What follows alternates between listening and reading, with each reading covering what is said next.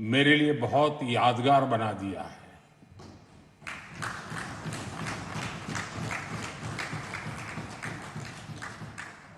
मैं अभिभूत हूं, कृतज्ञ हूं। चरैवेति चरैवेति के मंत्र का जाप करते हुए इस राजनीतिक यात्रा में अनेक उतार चढ़ाव देखते हुए एक दिन ये पड़ाव भी आएगा, मैंने कभी सोचा नहीं था। निर्वाचित प्रधानमंत्री के रूप में निरंतर सबसे लंबी अवधि तक सेवा करने का अवसर, इसे मैं अपना परम सौभाग्य मानता हूं। आपने इस अवसर पर मुझे सम्मानित किया, इतना मान दिया, इसके लिए मैं आप सभी का बहुत बहुत आभारी हूं। साथियों, इतने लंबे समय तक मां भारती की सेवा का सौभाग्य मिला, ये ईश्वर की विशेष कृपा से ही संभव हो सकता है। और मेरे लिए तो जनता जनार्दन ही ईश्वर का रूप है। और इसलिए मैंने इस सेवा कार्य को हमेशा एक साधना के रूप में ही देखा है। और ये साधना भी एकाकी नहीं रही है, ये एक सामूहिक यज्ञ है जिसमें आप सबने और अनेकों साथियों ने कर्तव्य भाव से अपना योगदान दिया है। मैं आज इस यात्रा के ऐसे सभी साथियों के प्रति भी अपना आभार प्रकट करता हूं। साथियों, इस अवसर पर एनडीए परिवार के सदस्यों ने एक रिजोल्यूशन भी पेश किया है। ये आप सबकी आत्मीयता और उदारता है, क्योंकि मैं इस यात्रा को अपनी व्यक्तिगत उपलब्धि नहीं मानता हूं। ये हर दृष्टिकोण से हम सबकी सामूहिक उपलब्धि है। ये एनडीए के हर घटक दल की एक समान उपलब्धि है।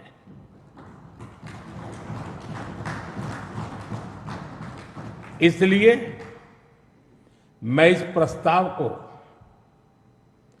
आप सभी को, भाजपा समेत हमारे एनडीए परिवार के सभी कार्यकर्ताओं को समर्पित करता हूं। साथियों, भारत की जनता का निरक्षीर विवेक हमेशा अद्भुत रहा है।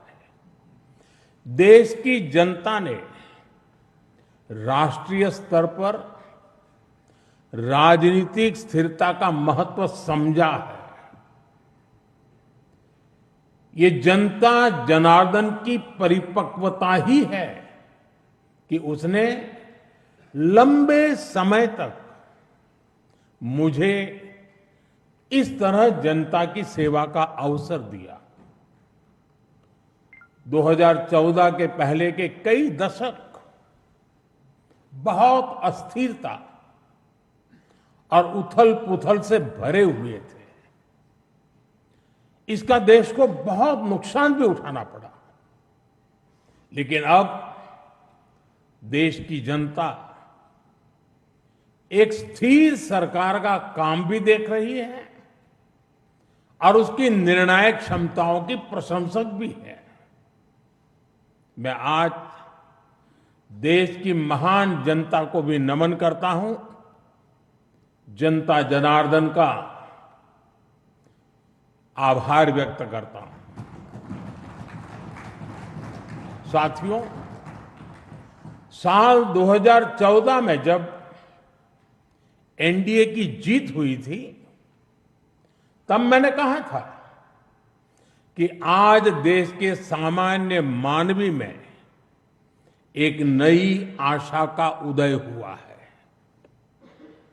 इस आशा का, इस उम्मीद का संरक्षण हम सभी का बहुत बड़ा दायित्व था। देश के लोगों ने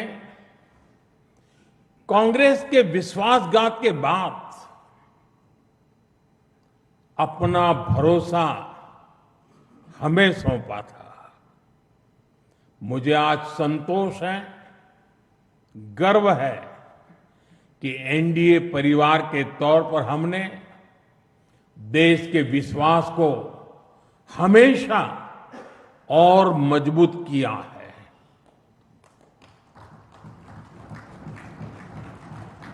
2014 में आशा का उदय होता सूरज आज नए आत्मविश्वास के प्रकाश पुंज में बदल गया है।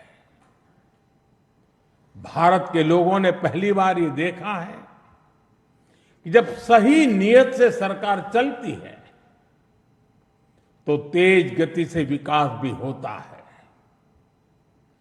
एनडीए सरकार के इन 12 वर्षों में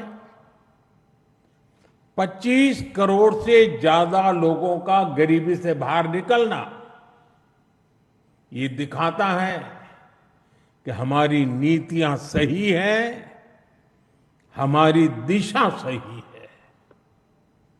ये सफलता आज देश के हर उस व्यक्ति को एक भरोसा देती है कि एक न एक दिन उसका संघर्ष भी खत्म होगा, एक दिन उसके सपने भी पूरे होंगे। और मैं मानता हूं, कल जो गरीब था, आज जो न्यू मिडिल क्लास बना है, उसे अब हमें पीछे नहीं होने देना है। इसलिए सरकार के नाते, जनप्रतिनिधि के नाते हमें दिन रात काम करना है, परिश्रम की पराकाष्ठा करनी है। और इस संकल्प के साथ कि 140 करोड़ का ये देश हमसे जो उम्मीदें लगाए बैठा है वो जरूर पूरी हो। भारत का युवा, भारत की नारी शक्ति, भारत का मध्यम वर्ग, भारत के किसान, सबकी आकांक्षाएं, उनकी एस्पिरेशंस हमें पूरी करनी है। आज देश का हर नागरिक विकसित भारत के सपने से भरा हुआ है। विकसित भारत का सपना अब किसी एक व्यक्ति का नहीं रहा, किसी सरकार का नहीं रहा, किसी दल का नहीं रहा। देश के जन जन का सपना बन चुका है, संकल्प बन चुका है। और इस सपने की पूर्ति के लिए हमें अपना हर पल समर्पित करना है। साथियों, एनडीए के 12 वर्षों की एक बड़ी सफलता यह भी है कि देश कांग्रेस के कुचक्र से आजाद हुआ है। कांग्रेस ने देश को लाचारगी, बेचारगी और हीन भावना के गर्त में गिरा दिया था। देश को यही एहसास कराया जाता था कि भारत में विकास धीरे धीरे ही होता है, भारत में तेज विकास संभव ही नहीं है। और बड़ी ही चतुराई से इस धीमी विकास को एक नाम दिया था हिंदू ग्रोथ रेट, यानी कार्यशैली कांग्रेस की, दायित्व कांग्रेस का, विफलता कांग्रेस की, लेकिन कलंक देश की बड़ी हिंदू आबादी के नाम लगाया गया।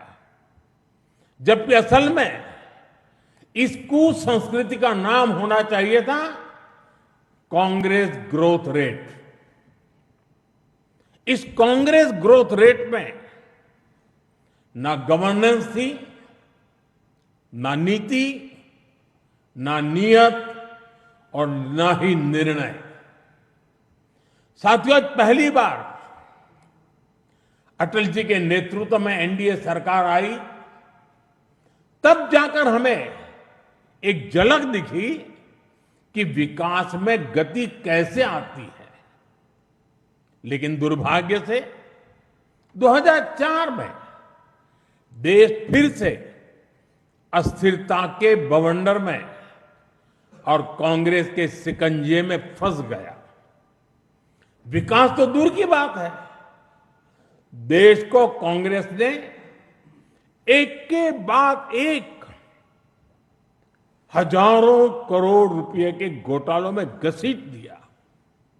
साथियों, देश का भाग्य फिर तब बदला जब 2014 में एनडीए की सरकार बनी।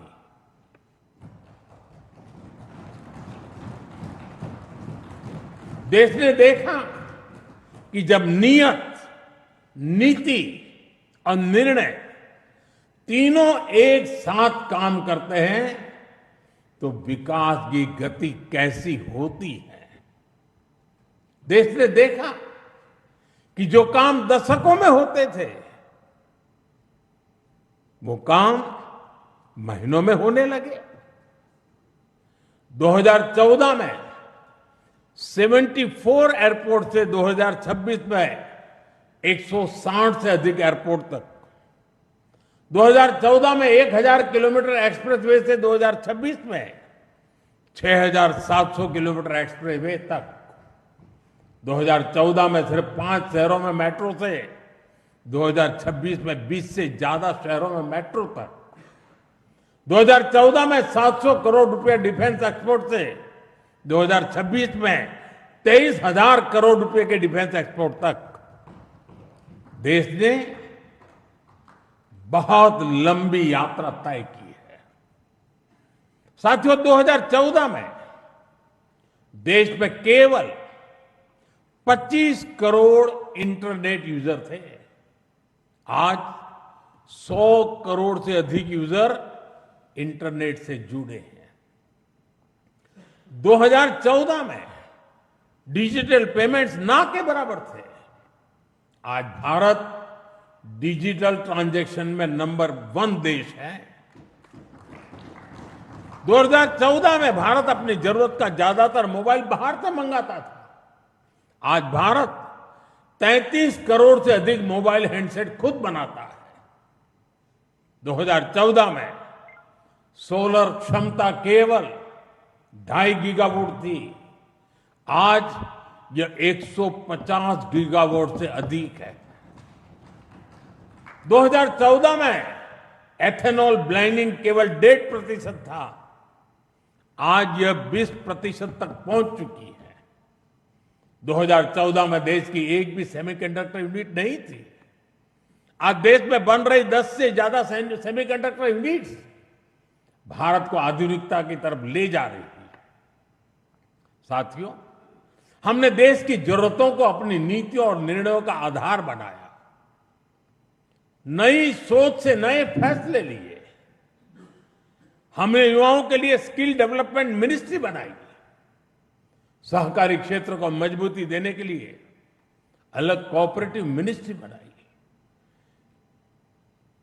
हमारे मछुआरे भाई बहनों के लिए अलग फिशरीज मिनिस्ट्री बनाई। हमारा फोकस क्लियर था, विकास की इस दौड़ में कोई पीछे न छूटे। साथियों, हमने दिव्यांगजनों के लिए कानून बनाया, आदिवासियों के लिए जनमन जैसी योजनाएं शुरू की, पशुपालकों और मछुआरों को पहले किसान क्रेडिट कार्ड का लाभ नहीं मिलता था, हमने उन्हें भी इस सुविधा से जोड़ा। और इतना ही नहीं, हमारी सरकार ने रेहड़ी पटरी वालों को भी स्वनिधि क्रेडिट कार्ड की सुविधा दी।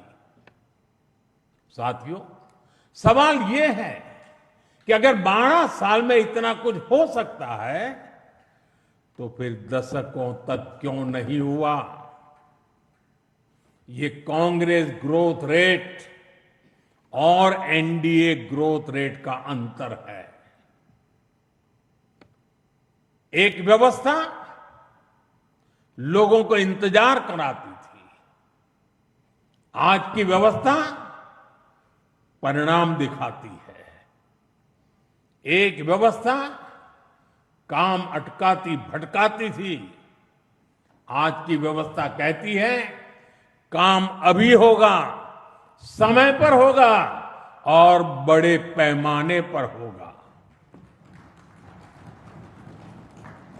और इसलिए साथियों, 2014 से 2026 की कहानी केवल आंकड़ों की कहानी नहीं है,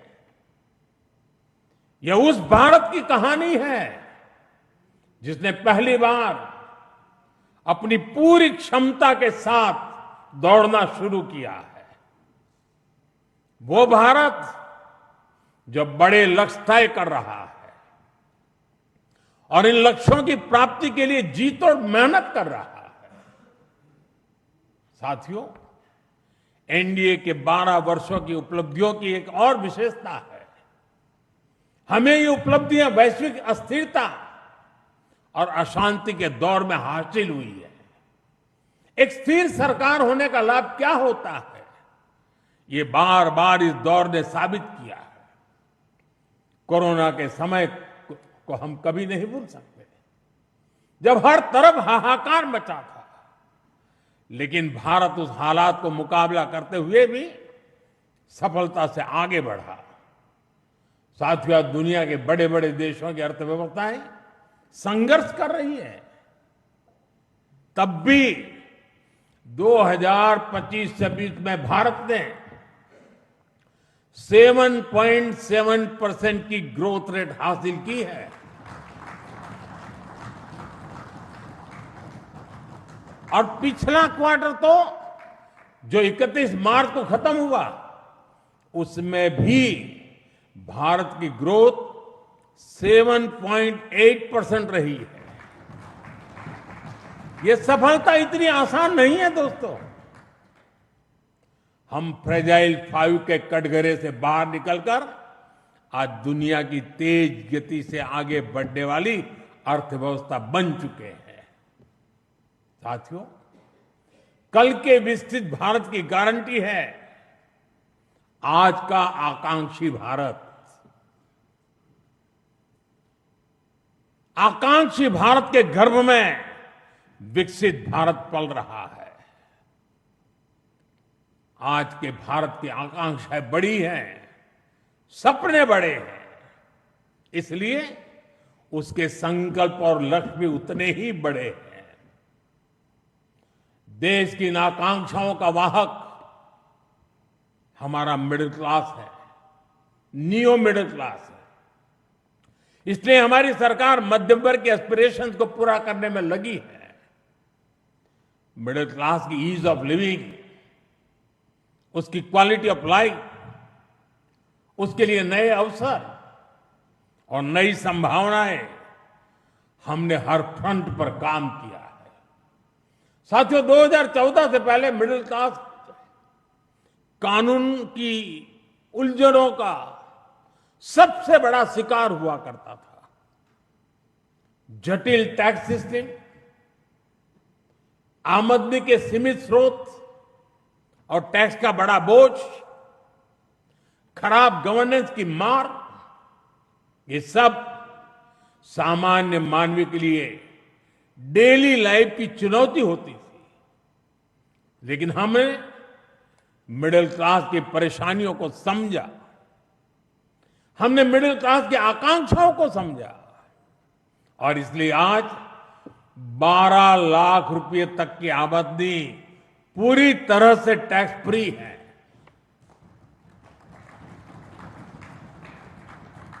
आज देश में सरल और फेसलेस टैक्स सिस्टम है। अच्छे इंफ्रास्ट्रक्चर से उनका जीवन आसान हुआ है। साथियों, बीते 12 वर्षों में मिडिल क्लास परिवार के बच्चों के लिए हर क्षेत्र में नए अवसर बने हैं। मध्यम वर्ग के घर का सपना पूरा हो सके, सरकार इसमें भी मदद कर रही है। घर में इलाज के खर्च का बोझ कम हो, इसके लिए आयुष्मान भारत योजना में बिना आय सीमा के बुजुर्गों को भी शामिल किया गया है।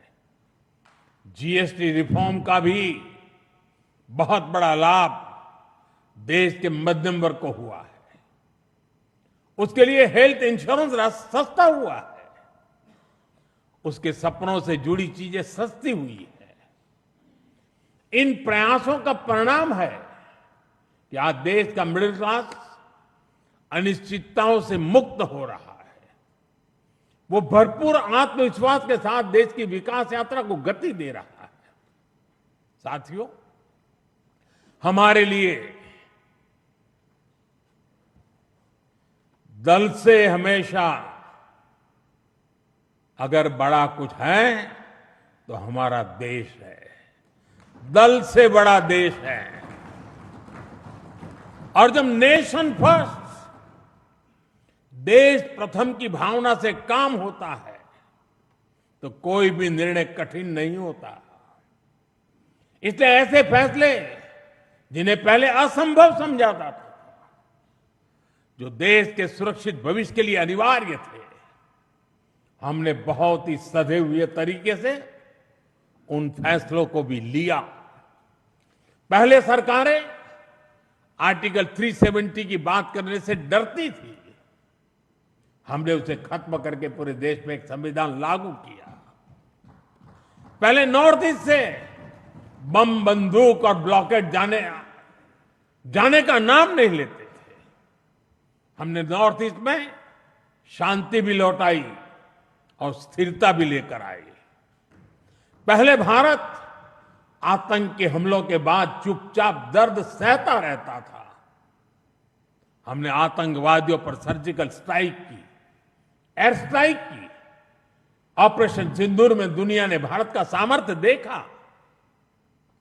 साथियों, पहले मान लिया गया था कि नक्सलवाद, माओवाद अब कभी नहीं खत्म होने वाले हैं, कभी खत्म हो ही नहीं सकते। हमने देश को नक्सलवाद, माओवाद के उस जहर से मुक्त करके दिखाया है। साथियों, महिलाओं को आरक्षण, 3 तलाक के खिलाफ कानून, सीएए का कानून, भारतीय न्याय संहिता, सैनिकों को 1 रैंक 1 पेंशन। एनडीए सरकार राष्ट्रहित में कोई भी काम करने से पीछे नहीं रही और हम सभी को इस बात पर गर्व है। मैं आज देश को फिर आश्वस्त करूंगा, देश हित के बड़े फैसलों का ये सिलसिला और भी तेज होगा, तेज गति से आगे बढ़ेगा। साथियों, बीते 12 वर्षों में देश ने जो कुछ हासिल किया वो दुनिया देख रही है, लेकिन अब हमें अपनी दृष्टि आगे की ओर रखनी है। हमें 2047 के लक्ष्य को देखते हुए उस लक्ष्य को पूरा करने के लिए अपनी स्पीड को और बढ़ानी होगी। हमारा बेंचमार्क अब यह होना चाहिए कि बीते 12 वर्षों में जो स्पीड और स्केल हमारी रही है, उसको हम और अधिक बड़ा और व्यापक कैसे बना सके। आज ग्लोबल ग्रोथ में भारत की हिस्सेदारी लगातार बढ़ रही है। इसलिए भारत को अब ग्लोबल पैरामीटर्स, ग्लोबल कंपटीशन और ग्लोबल पर्सपेक्टिव देखना है। दुनिया भारत से सॉल्यूशन चाहती है। दुनिया भारत में वैश्विक सप्लाई चेन का एक भरोसेमंद पार्टनर देख रही है और हमें दुनिया की इन अपेक्षाओं पर खरा उतरकर दिखाना है। हमें यह समय गंवाना नहीं है और मैं बार बार कहता हूं, यही समय है, सही समय है। सच में फ्यूचरिस्टिक टेक्नोलॉजी में खुद को श्रेष्ठ रखना है। हमें सिर्फ दुनिया जैसा नहीं करना, हमें दुनिया से एक कदम आगे रहना है। अब जैसे एनर्जी सिक्योरिटी है, बीते 12 वर्षों में हमने ऊर्जा में आत्मनिर्भरता के लिए अभूतपूर्व काम किया। मैंने लाल किले से समुद्र मंथन अभियान की घोषणा की थी। ये बहुत ही महत्वाकांक्षी मिशन है। बीते दिनों में ऑयल एंड गैस के एक्सप्लोरेशन को लेकर काफी पॉजिटिव खबरें आ रही हैं। यानी आने वाला समय अनेक संभावनाओं से भरा हुआ है और हमें हर संभावना का पूरा फायदा उठाना है। साथियों, अब हमें 500 गीगावाट रिन्यूएबल एनर्जी के टारगेट को जल्द से जल्द पूरा करना है। सोलर एनर्जी को लेकर तो काम तेजी से चल रहा है, लेकिन अब हमें न्यूक्लियर एनर्जी के लक्ष्यों को भी तेजी से हासिल करना है। अभी हमने दुनिया को दिखाया है कि Bharat fast breeder reactor technology में कितना आगे पहुंच गया है। ये टेक्नोलॉजी हमें न्यूक्लियर एनर्जी में आत्मनिर्भरता की तरफ ले जाएगी। इसी तरह ग्रीन हाइड्रोजन और ग्रीन अमोनिया के मामले में भारत बहुत तेजी से काम कर रहा है। आने वाले समय में ये टेक्नोलॉजी भारत को ग्लोबल ग्रीन एनर्जी मैप में सबसे प्रमुख बना पाएगी और ये नाम बनना पक्का है। साथियों, आज बड़े एक्सपर्ट्स भी का भी अनुभव है कि जिन देशों ने मैन्युफैक्चरिंग के पूरे इकोसिस्टम पर 80-90 के दशक में काम किया, उन्हें उसका फायदा इस सदी में मिलना शुरू हुआ। भारत ने 10-12 वर्ष पहले जिस इकोसिस्टम पर काम करना शुरू किया, उसका लाभ अब देश को मिलना शुरू हो गया। 2014, 15, 16 के कालखंड में जो बात नींव डाली गई, उसके फल अब दिखाई देने लगे हैं। भारत तेजी से दुनिया का मैन्युफैक्चरिंग पावर हाउस बनने की ओर आगे बढ़ रहा है।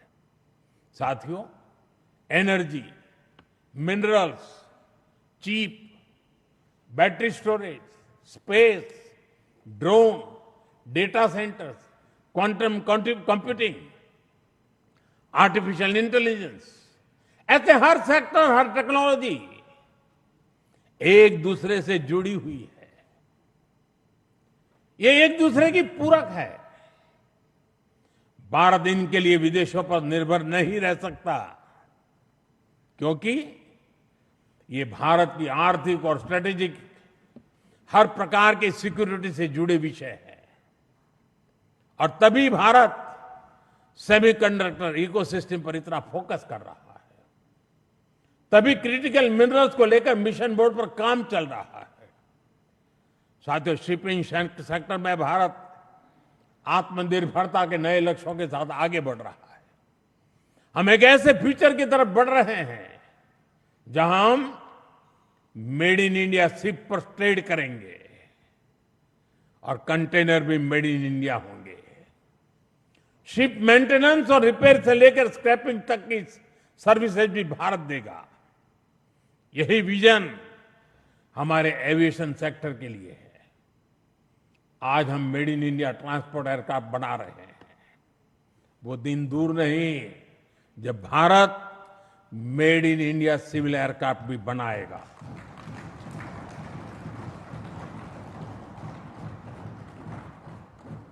देशवासी मेड इन इंडिया विमान में ही यात्रा करेंगे, वो दिन मैं देख रहा हूं दोस्तों।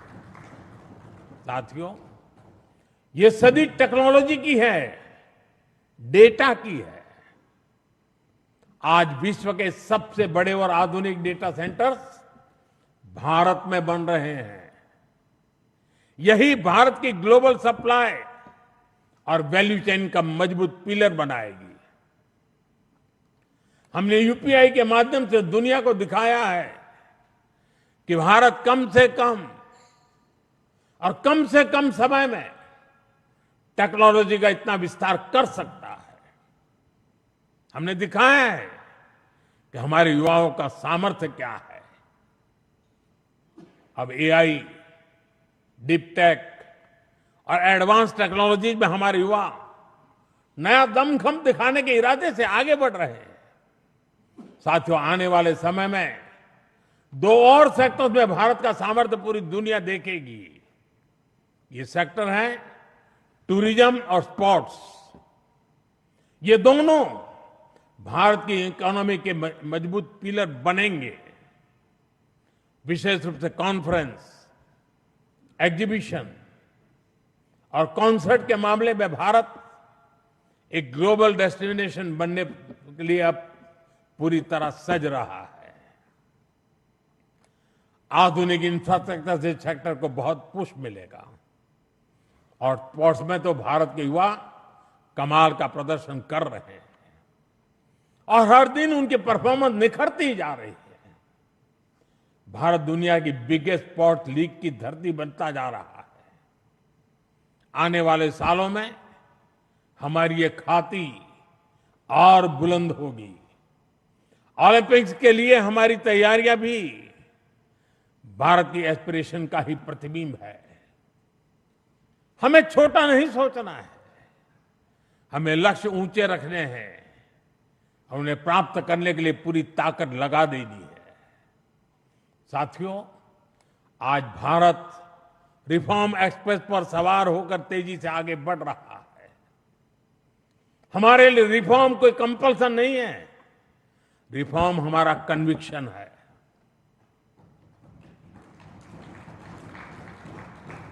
और देश भी निरंतर रिफॉर्म्स को सपोर्ट कर रहा है। साथियों, देशवासियों की सहभागिता की हमारी बहुत बड़ी शक्ति है। ये 12 वर्ष सरकार और समाज की सहभागिता का उत्सव मनाने वाले रहे हैं। बीते 12 वर्षों में मैंने जो भी सहयोग देश से मांगा, देशवासियों ने दिल खोल करके साथ दिया है। मैंने स्वच्छता का आग्रह किया तो पूरा देश निकल पड़ा। मैंने देश से डिजिटल पेमेंट अपनाने के लिए आह्वान किया तो भारत रियल टाइम ट्रांजैक्शन में दुनिया में सबसे आगे निकल गया। मैंने कोरोना महामारी के दौरान एकजुटता का, संयम का आग्रह किया तो देश ने एकजुट होकर उस महामारी का सामना किया। जनता ने कभी हमें निराश नहीं किया। साथियों, आने वाले समय में भी इसी जन विश्वास और जन भागीदारी के साथ हमें आगे बढ़ना है। सबका साथ, सबका विकास, सबका विश्वास और सबका प्रयास, ये हमारा मंत्र रहा है। सबका प्रयास ही विकसित भारत के निर्माण की असली ऊर्जा है। हमें हर राज्य, हर शहर, हर गांव को जोड़ना है। अब समय आ गया है कि राज्यों के बीच नई प्रकार की तंदुरुस्त स्पर्धा, स्वस्थ स्पर्धा हो। स्पर्धा इस बात की हो कि कौन सा राज्य सबसे तेजी से $1 ट्रिलियन इकोनॉमी बनता है। स्पर्धा इस बात की हो कि कौन सा शहर इनोवेशन का सबसे बड़ा केंद्र बनता है। स्पर्धा इस बात की हो कि कौन सा क्षेत्र रोजगार सृजन में सबसे आगे निकलता है। भारत की प्रगति राज्यों की ऐसी प्रगति से ही होने वाली है। आइए अगले दशक को उपलब्धियों के साथ साथ श्रेष्ठता का भी दशक बनाए। आइए राजनीति की स्पर्धा से ऊपर उठकर विकास की स्पर्धा को राष्ट्रीय संस्कार बनाए। 12 वर्षों की यात्रा उपलब्धियों की रही है। आने वाले वर्ष और भी नई सिद्धियों के होंगे, और भी बड़ी सिद्धियों के होंगे। इसी विश्वास के साथ आप सभी का मैं फिर से अंतःकरण पूर्वक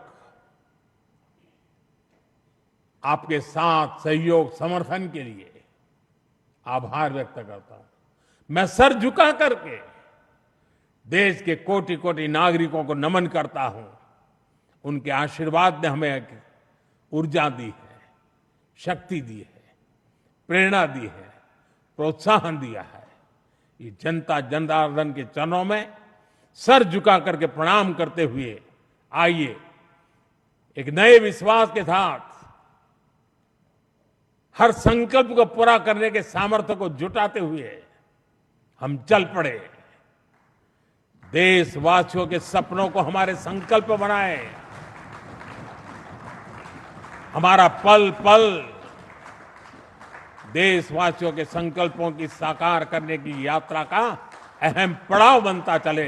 इसी भावना के साथ देशवासियों के ऊपर पूरा भरोसा करते हुए आओ निकल पड़े। बहुत बहुत धन्यवाद।